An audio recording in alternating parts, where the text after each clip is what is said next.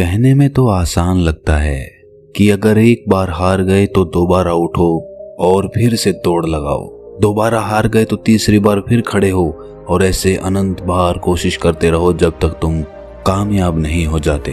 कहने में तो ये बहुत आसान लगता है, लेकिन जब बार बार हार होती रहे तो आखिरकार एक इंसान कितनी कोशिश करे, कहीं ना कहीं उसका मनोबल तो टूटेगा ही। लेकिन क्या कोई ऐसा फॉर्मूला भी है जो निरंतर चलते रहने के लिए हमें हिम्मत देता है? तो इसका जवाब है हाँ, और इसका जवाब आपको इस कहानी में मिलेगा। कहानी के अंत में आप देखेंगे कि कहां से एक इंसान को निरंतर प्रयास करते रहने के लिए हिम्मत मिलती है।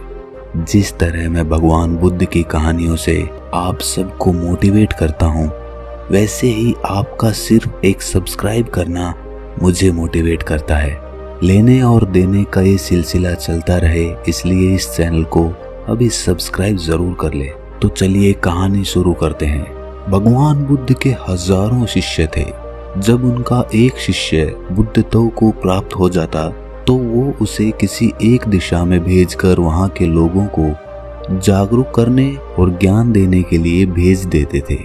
बुद्ध का एक शिष्य बुद्ध के सानिध्य में 6 सालों से था। वो एक दिन महात्मा बुद्ध के पास आया और बुद्ध से कहा कि हे बुद्ध, मुझे आपके पास 6 साल हो गए हैं। मेरे बाद कितने शिष्य आए, उन्हें आपने इस बीच किसी एक दिशा में ज्ञान देने के लिए भेज दिया, लेकिन मुझे अभी तक नहीं भेजा। क्या मुझे अभी तक बुद्धत्व प्राप्त नहीं हुआ है? बुद्ध मुस्कुराए और बोले, ये तो तुम्हें खुद समझना होगा कि तुम्हें बुद्धत्व प्राप्त हुआ है या नहीं। शिष्य बोला, हे बुद्ध, आपने मुझे इन 6 सालों में जो भी उपदेश दिया है, मुझे वो सब याद है। आपकी बताई एक एक बात मुझे याद है। आप मुझसे कुछ भी पूछ सकते हैं, मैं आपको हर उत्तर देने के लिए सक्षम हूँ। आप मुझे एक मौका तो दें ताकि मैं किसी भी दिशा में जाकर लोगों को आपके ज्ञान के बारे में बता सकूं। बुद्ध ने कहा, ज्ञान की बातों को याद रखने से कुछ नहीं होता जब तक आप उसे अपने आचरण में ना लेकर आओ।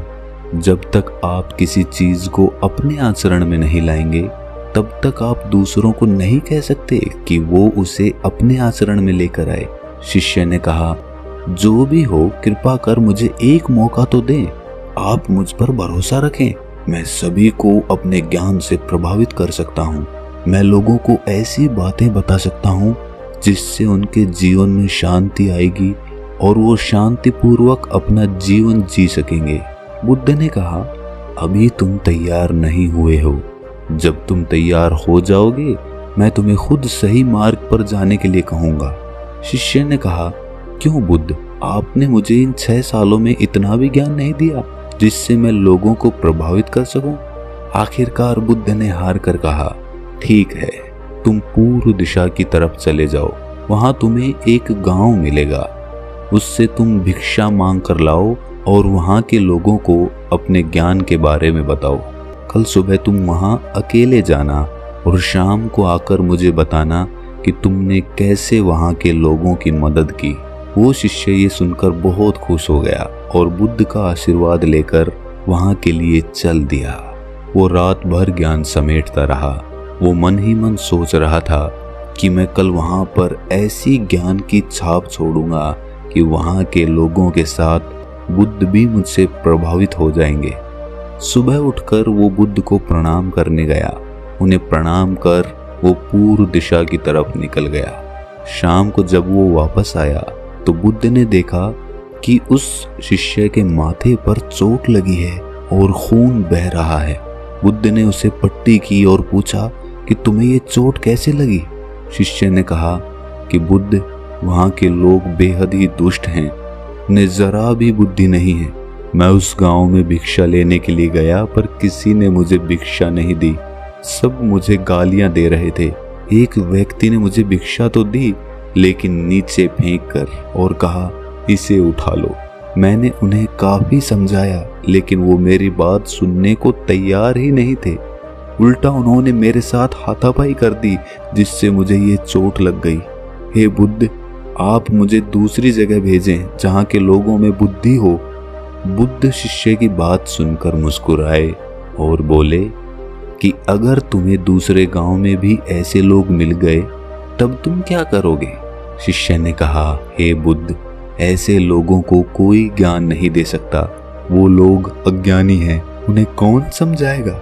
बुद्ध ने कहा, वो लोग अज्ञानी नहीं बल्कि ज्ञानी ही हैं। उनके पास बहुत बुद्धि है और उनके पास खुद का अपना ज्ञान है। अगर तुम किसी दूसरे के ज्ञान को चोट पहुंचाओगे तो वो कुछ तो कहेंगे ही। तुम्हें ऐसे लोग हर जगह मिलेंगे, तब तुम अपना ज्ञान उन्हें कैसे दोगे? बुद्ध ने शिष्य को कहा कि आज तुम आराम करो, कल शाम को मेरे पास आना। शिष्य बुद्ध को प्रणाम करके चला गया। अगली शाम जब वो वापस बुद्ध के पास आया तब वहाँ एक और बुद्ध के शिष्य मौजूद थे। उनके हाथ में चोट लगी हुई थी। बुद्ध ने उस शिष्य के हाथ पर चोट देखकर उस पर पट्टी की और उस शिष्य से पूछा कि तुम्हें ये चोट कैसे लगी? शिष्य ने कहा, बुद्ध, आपने पूर्व के गांव में मुझे जाने के लिए कहा था, वहीं पर मुझे ये चोट लगी। बुद्ध ने कहा, वहां तुम्हारे साथ क्या हुआ था? शिष्य ने कहा, हे बुद्ध, वहां पर मैंने सबसे भिक्षा मांगी लेकिन किसी ने मुझे भिक्षा नहीं दी। एक व्यक्ति ने मुझे भिक्षा दी लेकिन उसने भी जमीन पर फेंक कर कहा कि इसे उठा लो। मैंने चुपचाप उसे अपने पात्र में रख लिया और उसे कल्याण का आशीर्वाद दिया। तब उस आदमी ने मुझसे कहा कि आप बड़े ही अजीब आदमी हैं। मैं आपका अपमान कर रहा हूँ और आप मुझे आशीर्वाद दे रहे हैं। मैंने उनसे कहा कि आप दानी हैं, आपने मुझे दान दिया है, इसीलिए मैं आपको आशीर्वाद दे रहा हूँ। फिर मैं वहाँ से आगे गया तो कुछ लोगों ने मुझे वहाँ से जाने के लिए कहा। उन्होंने मुझे अपशब्द कहे और मुझ पर पत्थर फेंके, जिससे मुझे चोट लग गई। जब मैं वापस आ रहा था तब मैंने एक माँ को रोते हुए देखा। वो अपने बीमार बच्चे को लेकर चिंतित थी। मैं तुरंत जंगल से उसके लिए कुछ जड़ी बूटी ले आया, लेकिन वहाँ के लोग मुझे उसे जड़ी बूटी नहीं देने दे रहे थे। फिर मैंने उनसे विनती की कि वो मुझे उस बच्चे का इलाज करने दे। उसके बाद वो जैसा कहेंगे मैं ठीक वैसा ही करूँगा।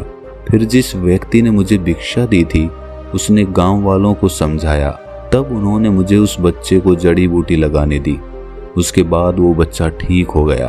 फिर गांव वालों ने मुझसे उनके किए गए अभद्र व्यवहार के लिए क्षमा मांगी और मुझे धन्यवाद दिया। फिर मैं वहां से वापस आ गया। हे बुद्ध, मेरी आपसे एक विनती है। उस गांव के लोग बहुत भोले और सीधे साधे हैं। क्या मैं रोज उसी गांव में जाकर भिक्षा मांग सकता हूँ? ये सभी बात वो पहला शिष्य भी सुन रहा था।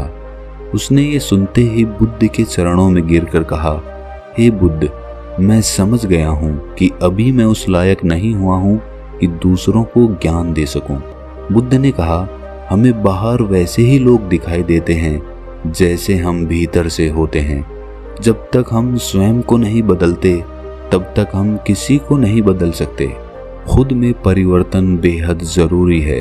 कोई भी बात बताने से पहले उसे आचरण में लाना बहुत जरूरी है, क्योंकि खुद के आचरण में लाई हुई चीज को समझाना और बताना बहुत आसान होता है और उसे लोग बेहद आसानी से समझ पाते हैं। तो दोस्तों, आप सोच रहे होंगे कि इसमें निरंतर प्रयास करने का कौन सा मंत्र है? तो यहीं पर हमारी समझ काम आती है। इस कहानी में दो पात्र थे। दोनों पात्र वहां से चोट खाकर आए। एक पात्र उनको गालियां निकालने लगा, लेकिन दूसरा पात्र फिर से वहीं जाने के लिए कहने लगा। ऐसे ही जब हमारे जीवन में कोई कठिनाई आती है या फिर हमारा प्रयास विफल हो जाता है तो या तो हम उससे मुंह मोड़ लेते हैं या उस काम को कभी करने की कोशिश ही नहीं करते हैं। लेकिन दूसरी तरह का पात्र उसी काम को करने का नजरिया बदल देता है। वो उसी नाकामयाबी में कुछ ना कुछ मोटिवेशन ढूंढ लेता है। जैसे एक नवजात बच्चा होता है, उसे शुरुआत में चलना नहीं आता है। वो बार बार चलता है, फिर गिर जाता है, वो फिर उठता है, फिर चलता है। उसके लिए वो गिरने का और चलने का एक खेल बन जाता है। उसके लिए वो मनोरंजन बन जाता है। उसको वो कोशिश नहीं लगती, उसको वो खेल लगने लगता है, क्योंकि उसके पास कोई दूसरी चीज करने को होती ही नहीं है। और हमारे पास करने को बहुत सारी चीजें होती हैं, इसीलिए हम जब एक चीज में असफल होते हैं तो हम दूसरी चीज की तरफ भागने लगते हैं। लेकिन अगर हम 100 जगह मिट्टी खोदने की बजाय एक ही जगह पर मिट्टी खोदते रहें तो एक दिन वो कुआं बन जाएगा और उसमें से पानी भी निकल आएगा। इस बात को अपनी गांठ बांध लो कि हर नाकामयाबी आपके लिए एक नया मनोरंजन लेकर आए, और अगली बार उसी काम को करने के लिए आप एक नया नजरिया लेकर आए। एक नए नजरिए से उस काम को देखने की कोशिश करें और फिर देखें कामयाबी आपके कदम चूमेगी। अगर ये कहानी आपको अच्छी लगी तो इसे अपने दोस्तों, रिश्तेदारों और मित्रों के साथ साझा जरूर करें, और ऐसी ही कहानी सुनते रहने के लिए हमारे चैनल को सब्सक्राइब जरूर कर लें और नोटिफिकेशन बेल को ऑन कर दें। तो मिलते हैं अगली किसी कहानी में, तब तक के लिए अपना ख्याल रखें।